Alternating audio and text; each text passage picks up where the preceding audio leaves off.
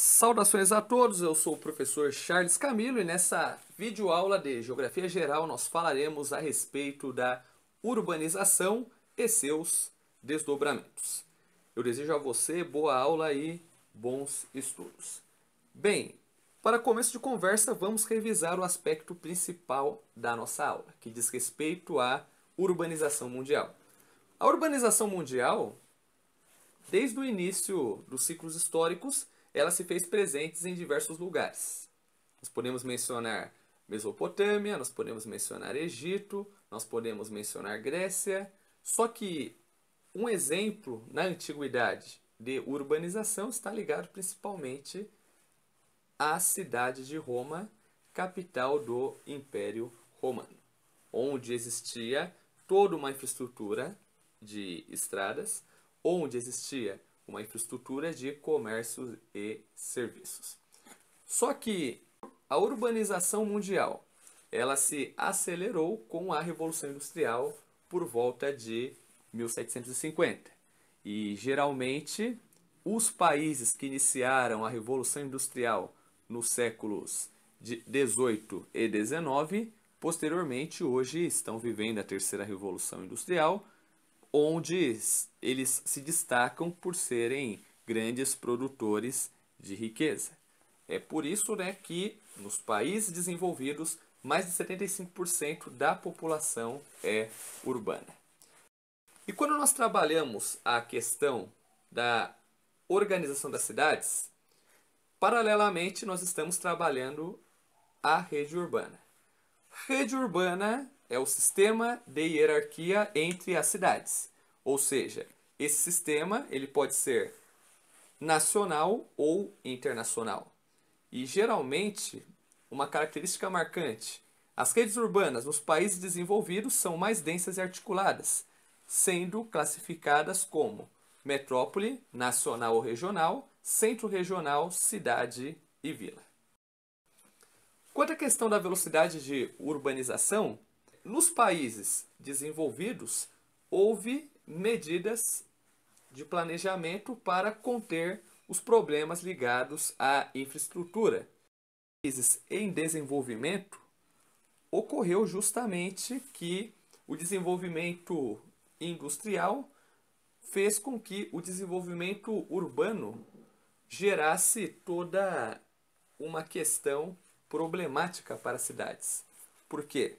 Porque a velocidade da urbanização nos países em desenvolvimento, consequentemente, ela se aumenta a cada ano e gera, dentro das cidades, a carência de infraestrutura básica, principalmente problemas ligados ao transporte público e principalmente a questão do trânsito. Falando um pouquinho sobre Brasil. No Brasil, as regiões Sudeste e Sul são as regiões mais desenvolvidas por conta da industrialização. E sendo assim, acaba envolvendo principalmente as maiores concentrações urbanas. Já no caso da região Norte, por ser a região menos desenvolvida, o índice de urbanização é pequeno. Já no Centro-Oeste, a urbanização ela se caracterizou principalmente pela questão do agronegócio. No Nordeste, a urbanização ela foi lenta por conta da estrutura agrária baseada nos minifúndios familiares. Então, sendo assim, lá no Nordeste, nós temos os locais de ocupação histórica lá durante a colonização do Brasil. O próximo ponto da nossa revisão refere-se justamente ao processo da urbanização e da estrutura da rede urbana brasileira. Ao todo, nós dividimos em 4 etapas. Na primeira etapa, que vai até 1930, a urbanização ela se organiza em escala regional. Na segunda etapa, a partir de 1930, houve uma ampliação da infraestrutura dos transportes e das telecomunicações, o que, consequentemente, concentrou a urbanização no Sudeste. Por quê? A maioria das indústrias ficavam concentradas na região Sudeste, o que fez que viesse a se desenvolver uma grande infraestrutura urbana nessa região. Ok? Já no próximo período que nós temos, no terceiro período, de 1950 a 1980, intensificou-se o processo de migração interregional e o êxodo rural.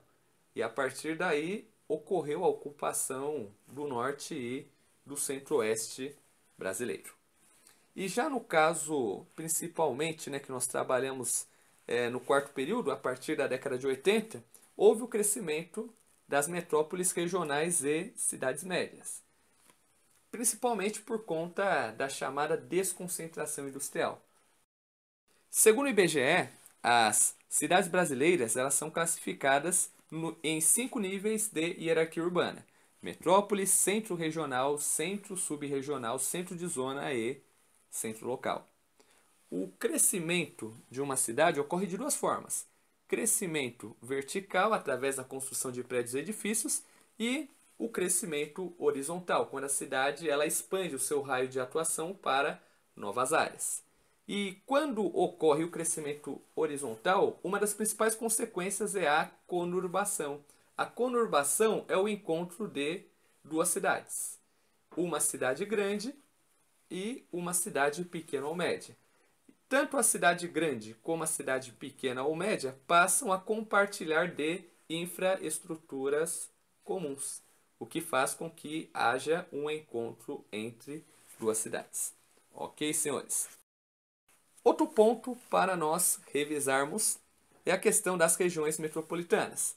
As principais regiões metropolitanas do Brasil são Rio de Janeiro e São Paulo, que estão agrupadas como metrópoles nacionais e, do ponto de vista internacional, metrópoles globais. E, além disso, nós temos as metrópoles nacionais, que envolvem Belo Horizonte, Curitiba, Porto Alegre, Salvador, dentre outras. Quanto à questão dos problemas ambientais decorrentes da urbanização, nós podemos mencionar inúmeros dentre eles. Quando nós trabalhamos a questão dos problemas ligados à infraestrutura das cidades, falta de moradias, questão do trânsito, problemas ligados à violência, ocupação desordenada, descarte inadequado do lixo, dentre outras coisas. A solução para esse problema é justamente algo conhecido como plano diretor. O que é o plano diretor? O plano diretor é nada mais nada menos que uma ferramenta de planejamento que orienta a ocupação do espaço urbano. Ou seja, esse plano diretor ele é obrigatório, segundo legislação, para os municípios ou cidades, como você preferir, com mais de 20 mil habitantes. Por quê? Porque hoje, se nós analisarmos a questão da urbanização, junto com a urbanização, existem os benefícios e os problemas. Os problemas estão ligados principalmente à questão da qualidade de vida, o que diz respeito à questão da nossa saúde. Então, desde a Conferência de Estocolmo, na Suécia, lá em 72, já falava-se sobre essa questão dos princípios da aplicação do desenvolvimento sustentável nas políticas urbanas. Fora isso, nós podemos mencionar também a Conferência da ONU no Rio de Janeiro, ou a ECO 92, a Conferência de Kyoto do Japão em 97, a Conferência de Joanesburgo, ou como ficou conhecida na época, Rio+10, na República da África do Sul, e principalmente a Rio+20, realizada no ano de 2012, no Rio de Janeiro, aqui no Brasil. Tanto que uma das iniciativas que propõe a questão do desenvolvimento sustentável, principalmente para o meio urbano, é naquele documento que nós já conhecemos, chamado Agenda 21. Se você se esqueceu, a Agenda 21 é nada mais nada menos que um documento que traz diretrizes para o desenvolvimento sustentável, aquele que consiste em satisfazer as necessidades do presente sem comprometer as necessidades das futuras gerações. Traduzindo, o equilíbrio entre produção econômica e preservação do meio ambiente. Bem, pessoal, por aqui eu encerro esta revisão. Eu espero que vocês tenham gostado e até o próximo episódio.